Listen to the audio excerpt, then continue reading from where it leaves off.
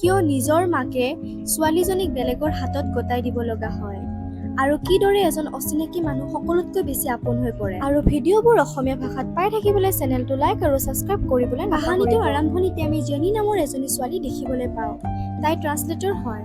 Jenny আচলতে China আৰু Korean language দুয়োটাই জানিছিল আৰু দুয়োখন দেশৰ মাজৰ অফিচিয়েল ট্ৰান্সলেটৰ সকলো কাম কাজবোৰ জেনিয়ে কৰিছিল। আৰু জেনিৰ ডিউটি খতম হোৱাৰ পিছত আমি দেখিবলৈ পাওঁ যে এজন মানুহে ফোন কৰি কয় 10 বছৰে বিচাৰি থকা মানুহজন পাই গলো আৰু কথাটো শুনি জেনিয়ে তাৰ পৰাই কাহিনীটো 1993 ফ্লেশ্ববেকলৈ লৈ যায়। মানে 10 বছৰ পিছলৈ আমি ইয়াত দেখিবলৈ পাওঁ যে ডেনি নামৰ এজন মানুহে ইঞ্চুৰেঞ্চ কোম্পানীত কাম কৰে আৰু আচলতে সিহঁতৰ কাম হ'ল পইচা টাইমত নিদিয়া মানুহবোৰৰ পৰা পইচাবোৰ। ডেনিৰ এছিষ্টেণ্ট বেন সদায় লগতে থাকে আৰু ইয়াতে আমি দেখিবলৈ পাওঁ যে ডেনি আৰু বেন দুয়োজনে এদিন এজনী লেডিছৰ ওচৰলৈ যায় কাৰণ তেওঁ 2 মাহৰ পৰা EMI দিয়া নাছিলে। লেডিছজনীৰ লগত তেওঁৰ বাচ্চা এজনী থাকে আৰু বাচ্চাজনীৰ নাম হ'ল জেনি। ডেনিয়ে জেনিৰ মাকক কয় আপুনি 2 মাহৰ পৰা EMI দিয়া নাই, আপোনাৰ তাত কিবা দিব লগা বস্তু আছে যদি আমাক দিয়ক। তেতিয়া জেনিৰ মাকে কয় মোৰ হাজবেণ্ড ঢুকাইছে, মোৰ হাতত দিব লগা তেনেকুৱা একো বস্তু নাই আৰু কয় মোক 1 মাহ টাইম দিয়ক আৰু মই নেক্সট মান্থত 3 মাহৰ EMI একেলগে মিলাই আপোনালোকক পেমেণ্ট কৰাই দিম। কিন্তু ডেনিয়ে একো বুজি নাপায়। ডেনিয়ে জেনিক উঠাই লৈ যায়। মাকে যদিও বহুত চেষ্টা কৰে ৰখাবৰ কাৰণে কিন্তু নোৱাৰিলে আৰু কয় যে পইচা দি নিজৰ ছোৱালীজনীক ৰিটাৰ্ণ লৈ আহিব আৰু তেনেকে কৈ জেনিক লগত লৈ গুচি যায়। এইফালে ডেনিয়ে জেনিক কয় তুমি ভয় কৰিব নালাগে, মই তোমাক একো নকৰোঁ। যেতিয়া তোমাৰ মায়ে পইচা লৈ আহিব তেতিয়া তোমাক মাৰ লগতে পঠাই দিম আৰু তাৰ পিছত জেনিক নিজৰে ঘৰৰ ৰুম এটাত থাকিবলৈ দিয়ে। আৰু তাৰ পিছত জেনিৰ মাকে তেওঁৰ হাজবেণ্ডে কাম কৰা গেৰেজটোত গৈ তাত মালিকজনক ৰিকুৱেষ্ট কৰে আৰু কয় যে মোৰ হাজবেণ্ডে পাব লগা যিখিনি পইচা আছে সেইখিনি যাতে মোক ঘূৰাই দিয়ে, মোৰ লোনৰ ধাৰ মাৰিব। মালিকজনে কয় তোমাৰ হাজবেণ্ডে ইয়াত একো পইচা পাব লগা নাই, তেওঁ ইয়াৰ পৰা পাব লগা সকলো পইচা লৈ বেলেগ এজনী ছোৱালীৰ লগত আচলতে ছোৱালী জেনি আৰু ৱাইফ দুয়োজনকে এৰি বেলেগৰ লগত গুচি গৈছিল, তেওঁ ঢুকোৱা নাছিল। আৰু তেতিয়া জেনিৰ মাকে মালিকজনক কয় যে মোক অলপ ধাৰত পইচা লাগিছিল, কিন্তু মালিকজনে ডাইৰেক্ট কয় মই জানো তুমি চাইনাৰ পৰা পলাই কোৰিয়া আহিছা আৰু ইনলিগেলকৈ কোৰিয়াত আছা, মোক ডিষ্টাৰ্ব কৰিলে মই পুলিচক কমপ্লেইন কৰি দিম। তাৰ পিছত জেনিৰ মাকে নিৰাশ হৈ তাৰ আৰু টেলিফোন বুথ এটাত গৈ এজন খুৰাকক ফোন কৰি পইচাৰ কথা কয় আৰু খুৰাকজনেও পইচা দিম বুলি কয়। ফালে ডেনিৰ টেনচন হৈ পৰে মাকজনীয়ে জেনিক নিব নহাৰ কাৰণে। তেনেকুৱাতে এখন পুলিচৰ গাড়ী তাত আহি পায়। আচলতে জেনিৰ মাকে গেৰেজটোৰ পৰা যোৱাৰ পিছত মালিকজনে পুলিচৰ তাত কমপ্লেইন কৰি দিছিলে তো ইয়াত ইনলিগেল ভাৱে থকা বুলি। আৰু ডেনিয়ে মাকৰ ওচৰলৈ জেনিক লৈ গৈ থাকোতে গাড়ীৰ পৰা জেনি পলাব লয় আৰু পিছে পিছে ডেনি আৰু লগৰজনে বহুত বিচাৰে, যদিও বিচাৰি নাপায়। তেতিয়া ডেনিৰ বহুত টেনচন হ'ব ধৰে। এইফালে জেনিয়ে আহি নিজৰ ঘৰ ওলায়, যদিও ঘৰত কাকো দেখা নাপায় চিন্তাত পৰিবলৈ ধৰে যে মাক কলৈ গ'ল। ডেনিয়ে জেনিৰ মাকক বিচাৰি এইফালে ইমিগ্ৰেশ্যন ডিপাৰ্টমেণ্টত গৈ ওলায়, য'ত মানুহবোৰ ধৰি সোমাই ৰাখে। তাত জেনিৰ মাকক লগ পায়। তেতিয়া মাকে সোধে যে মোৰ ছোৱালী জেনি ভালে আছেনে? আচলতে ডেনিয়ে কোৱা নাই যে জেনি গাড়ীৰ পৰা পলাই গৈছে। জেনিৰ মাকে তেতিয়া ডেনিক এটা নম্বৰ দিয়ে আৰু কয় যে এই নম্বৰটোত ফোন কৰিলে খুৰাকজনে আপোনাৰ পইচাখিনি দি দিব আৰু তেওঁৰ হাতত আপুনি জেনিক গতাই দিব আৰু কয় মোৰ নালাগে যে মই আৰু কেতিয়াবা জেনিক লগ পাম কাৰণ কোৰিয়াৰ পৰা ইয়াৰে পুলিচে মোক চাইনাত ৰিটাৰ্ণ কৰি দিব আৰু তেনেকে কয় জেনিৰ বস্তু দুপাতমান ডেনিৰ হাতত। ডেনিয়ে তাৰ পৰা গুচি আহি জেনিক বিচাৰিব ধৰে। ঠিক তেনেকুৱাতে জেনিয়ে ডেনিক দেখা পাই যায় আৰু কান্দিবলৈ ধৰে আৰু সোধে যে মোৰ মা ক'ত আছে। এতিয়া ডেনিয়ে কয় যে তোমাৰ মা আৰু কেতিয়াও নাহে, তেওঁ চাইনা গুচি গৈছে, এতিয়াৰ পৰা তুমি তোমাৰ খুৰাৰ লগত থাকিব লাগিব, বহুত সোনকালে তোমাৰ খুৰাই তোমাক নিব আহিব। এইবোৰ শুনি জেনিয়ে কান্দিব ধৰে আৰু মাকৰ ওচৰত যাব বিচাৰে, তাই মাকৰ লগত থাকিব বিচাৰে। কিন্তু ডেনিয়ে বিচাৰিলেও জেনিক মাকক লগ কৰাই দিব নোৱাৰে আৰু জেনিক দেখি ডেনিৰ ভিতৰি ভিতৰি বহুত বেয়া লাগে। তাৰ পিছত ডেনিয়ে আকৌ জেনিক নিজৰ ঘৰলৈ লৈ আহে আৰু ডেনিয়ে জেনিক শ্বপিং কৰাব লৈ যায়, নতুন নতুন কাপোৰ নতুন নতুন বস্তু কিনি দিব ধৰে যাতে জেনিৰ মনটো ভাল লাগে। লাহে লাহে জেনি ডেনিৰ লগত থাকিবলৈ লয় আৰু ডেনিক দেউতাকৰ নজৰেৰে চাবলৈ লয় আৰু ডেনিৰো এনেকুৱা অনুভৱ হ'বলৈ ধৰে যেন জেনি নিজৰ ছোৱালী হয়। চাওঁতে চাওঁতে সেইটো দিন আহি পৰে।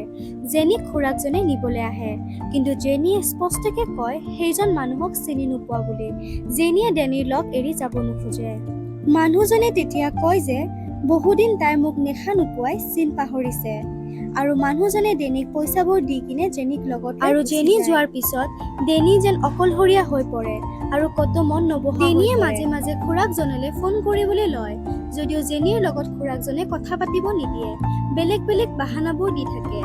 কেতিয়াও জেনিয়ে কথা নপতাই ডেনিৰ খুৰাকজনৰ ওপৰত। আৰু এদিন ডেনিয়ে খুৰাকজনৰ লোকেশ্যন ক্ৰেক কৰি ওলায় আৰু খুৰাকজনক সোধে জেনি ক'ত বুলি। প্ৰথমতে যদিও একো নকয়, পিছলৈ ডেনিয়ে মাৰিব লওঁতে মুখ খোলে আৰু কয় যে তাইক এজন এজেণ্টৰ হাতত বেচি দিছে। এইটো শুনি ডেনিয়ে মনত বহুত ইফালে জেনিক দেখিবলৈ পাওঁ এখন ক্লাবত কাম কৰাকে ৰাখে। আচলতে জেনিৰ তাত ডেনিৰ ফোন নম্বৰ এটা থাকে। এদিন সুবিধা পাই ডেনি তালৈ ফোন কৰে আৰু নিজৰ খবৰ খাতিবোৰ কয়। তেতিয়া ডেনিৰ বহুত দুখ লাগে আৰু সোধে কোন জাগাত আছে, কিন্তু জেনিয়ে ক্লাবটোৰ নামহে অকল জানে। আৰু তেতিয়া ডেনিয়ে লোকেশ্যনটো বিচাৰি ওলায়। যাই পাই ডেনিয়ে জেনিৰ এনেকুৱা কণ্ডিশ্যন দেখি বহুত খং উঠে আৰু আৱেগিক হৈ পৰে। এইফালে জেনিও কান্দিব ধৰে আৰু দুয়োজনে সাবতি ধৰে। ঠিক তেনেকুৱাতে ক্লাবৰ মালিকজনী আহি পায় আৰু ডেনিয়ে খঙত মালিকজনীৰ ডিঙিত চেপি ধৰে আৰু নিজৰ খঙৰ ওপৰত কণ্ট্ৰল কৰি তাইক একো নকৰি এৰি দিয়ে আৰু কয় তুমি যিমান টকাত জেনিক কিনিছা কাইলৈ মই সেই টকাখিনি আনি দিম। তেনেকে কৈ ডেনিয়ে জেনিক তাৰ পৰা লৈ যায় আৰু পিছদিনাখন ডেনিৰ মৰমৰ গাড়ীখন বেচি ধনখিনি ক্লাবৰ মালিকজনীক দি দিয়ে আৰু জেনিক স্কুলত এডমিশ্যন দিব লৈ যায়। কিন্তু স্কুলত জেনিক টিচাৰজনে এডমিশ্যন ল'ব নোখোজে, কাৰণ জেনি চাইনাৰ পৰা আহিছে। আৰু তেতিয়া টিচাৰজনে কয় যদি জেনিক কোনোবাই এডপ্ট কৰে তেতিয়াহে এডমিশ্যন পাব। আৰু তেতিয়া ডেনিয়ে জেনিক এডপ্ট কৰি লয় আৰু জেনি অফিচিয়েলি ডেনিৰ ছোৱালী হৈ পৰে। আচলতে জেনিয়ে আগৰ পৰাই ডেনিক দেউতাক হিচাপে ভাবি লৈছিল আৰু ডেনিয়েও অফিচিয়েলি জীয়েক বুলি মানি লোৱাই দুয়োজনে বহুত সুখী হৈ পৰে আৰু এনেকৈ দিনবোৰ পাৰ হৈ যাবলৈ ধৰে। আৰু লাহে লাহে জেনি ডাঙৰ হৈ যায়। আচলতে জেনি ক্লাছৰ ভিতৰত সকলোতকৈ টপাৰ হয় আৰু বহুত ইণ্টেলিজেণ্ট হয়। তাইক লৈ বাপেক ডেনিয়ে বহুত সুখী হ'বলৈ ধৰে আৰু জেনিক বহুত মৰম কৰে। আৰু এদিনাখন ডেনিয়ে খবৰ এটা পায় জেনিৰ মাকজনীক যে কোৰিয়াৰ পৰা চাইনালৈ পঠাই দিছিলে, তেওঁ বহুত অসুখীয়া হৈ পৰিছে আৰু মৃত্যুৰ অন্তিম ক্ষণত জীয়েক জেনিক লগ ধৰিব বিচাৰিছে। আৰু ডেনিয়ে জেনিক লৈ মাকৰ ওচৰত চাইনা পায়গৈ আৰু মাকে জেনিক দেখি বহুত আনন্দিত হয়, কাৰণ ডেনিয়ে এটা ভাল সংস্কাৰত জেনিক ডাঙৰ কৰিছে। এইটোৰ কাৰণে মাকে ডেনিক ধন্যবাদ জনায় আৰু লগতে কয় যে জেনিৰ দেউতাক এতিয়াও জীয়াই আছে আৰু মাকে আগ্ৰহ কৰে যাতে জেনিক এবাৰ বাপেকৰ লগত লগ কৰাই দিয়ে। এইটো কথা শুনি ডেনিয়ে হতভম্ব হৈ পৰে, কাৰণ ইমান দিনে ভাবি আছিলে জেনিৰ দেউতাক ঢুকুৱা বুলি। আৰু ডেনিয়ে মাকক কয় যে মই নিশ্চয় লগ কৰাই দিম। আৰু তেতিয়া ডেনি অলপ দুখী হৈ পৰিছিল, কাৰণ জীয়েকক এৰি থকাৰ কথা ডেনিয়ে ভাবিবও পৰা নাছিলে। আচলতে ডেনিয়ে যিমানবোৰ টকা পাইছিলে সকলোবোৰ জেনিৰ নামতে জমা কৰি থৈছিলে, জেনিৰ বিয়া আৰু ফিউচাৰ কেৰিয়াৰৰ কাৰণে। আৰু পিছদিনাখন সিহঁতে চাইনাৰ পৰা কোৰিয়ালৈ উভতি আহে। এদিনাখন জেনিয়ে লক্ষ্য কৰে ডেনিৰ জোতাপাত একেবাৰে বেয়া হৈ পৰিছে আৰু জেনিয়ে মনে মনে ভাবিবলৈ লয় এজন অচিনাকি মানুহে নিজৰ কাৰণে অলপো চিন্তা নকৰি সকলো পইচা জেনিৰ ওপৰত খৰচা কৰি দিছে। ইফালে দেখা যায় যে ডেনিয়ে জেনিৰ দেউতাকক বিচাৰিবলৈ ধৰে। বহুত বিচৰাৰ পিছত গম পাই জেনিৰ দেউতাক ক'ত থাকে আৰু জেনিক তালৈ লৈ যায় আৰু দেউতাকৰ লগত জেনিক লগ কৰাই দিয়ে। আৰু ডেনিয়ে তাৰ পৰা আঁতৰি আহি দুখ মনে ঘৰলৈ যাব ধৰে। ডেনিয়ে ঘৰ গৈ পাই জেনিৰ সৰুকালৰ ফটোবোৰ চাব ধৰে, কাৰণ ডেনিয়ে ভাবে যে জেনিয়ে চাগে এতিয়াৰ পৰা নিজৰ আচল দেউতাকৰ লগত থাকিবলৈ। ডেনিয়ে বহুত আৱেগিক হৈ পৰে আৰু ঠিক তেনেকুৱাতে জেনিৰ এটা ফোন আহে আৰু ডেনিক কয় আপুনিয়ে মোৰ আচল দেউতাক, আপুনি মোক সৰুৰ পৰাই পালন কৰিছে, বেলেগ মোৰ দেউতাক হ'ব নোৱাৰে, মই আপোনাৰ কাৰণে ৰখি আছো, মোক নিব আহক। জেনিৰ কথা শুনি ডেনিয়ে মনত বহুত সুখ পায় আৰু দৌৰাদৌৰিকৈ বাইকখন লৈ জেনিৰ ওচৰলৈ যাব ধৰে, কিন্তু আধা ৰাস্তাত ডেনিৰ ষ্টপ অহাত বাইক এক্সিডেণ্ট হৈ পৰে। আচলতে ডেনিয়ে ভিতৰি বহুত আগৰ পৰা অকলশৰীয়া হৈ আছিলে, কিন্তু ডেনিয়ে নিজৰ ওপৰত ধ্যান দিয়া নাছিলে, কাৰণ সকলোবোৰ পইচা ডেনিয়ে জেনিৰ কাৰণে জমা কৰি ৰাখিছিলে। এক্সিডেণ্টটো হোৱাৰ পিছত জেনি আৰু ডেনিৰ লগৰ ফ্ৰেণ্ডজনে একো খবৰ নাপায় আৰু বহুত বছৰ পাৰ হৈ যায়। কাহিনীটো আকৌ আগৰ ফালে দেখুওৱা হয়। জেনিক ফোন কৰি কৈছিলে দেউতাকৰ লগৰ এজনে দেউতাক ক'ত আছে, আৰু তেতিয়া জেনিয়ে দেউতাকক লগ ধৰিবলৈ যায় আৰু দেখে যে ডেনি এখন মেণ্টেল হস্পিটেলত ভৰ্তি হৈ আছে।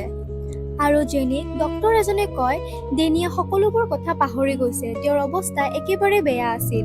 টাইম থাকোঁতে যদি ট্ৰিটমেণ্ট কৰিলে হয় চাগে ভাল হ'লে হয়, এতিয়া একো চান্স নাই। তাৰ পিছত ডক্তৰজনে জেনিক আৰু লগৰজনক এখন ডায়েৰী আনি দেখুৱায়, তাত অকল জেনিৰ নাম লিখা আছে। তাৰ পিছত জেনি আৰু ডেনিৰ লগৰজনে ডেনিক লগ ধৰিবলৈ যায় আৰু দেখে যে ডেনিয়ে একেথিৰে মাথো খিৰিকীৰ ফালেহে চাই আছে আৰু সিহঁত দুয়োজনে ডেনিৰ ওচৰত যায়, কিন্তু ডেনিয়ে সিহঁত কোনোৱে চিনি নাপায়। আৰু জেনিয়ে ডেনিৰ কাৰণে এপাত জোতা কিনি আনে আৰু তেতিয়া জেনিয়ে লক্ষ্য কৰে যে ডেনিৰ মোজাৰ ভিতৰত এখন পাছবুক পায় আৰু দেখে যে দেউতাকে জেনিৰ বিয়া আৰু ফিউচাৰ কেৰিয়াৰৰ কাৰণে অকল পইচা জমা কৰি থৈ গৈছিলে।